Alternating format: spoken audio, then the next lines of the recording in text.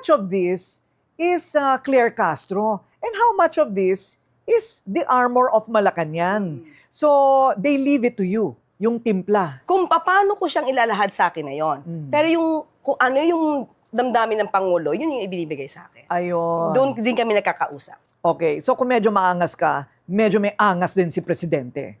Oo, kasi hinahayaan naman niya ako. O yun, okay. Actually, si Pangulo naman, kasi ano din siya. Kung makikilala niyo siya, matapang ang Pangulo. Kaya lang, hindi niya kasi dinadaan sa galit. Hindi siya nagme-meltdown. Yun siya.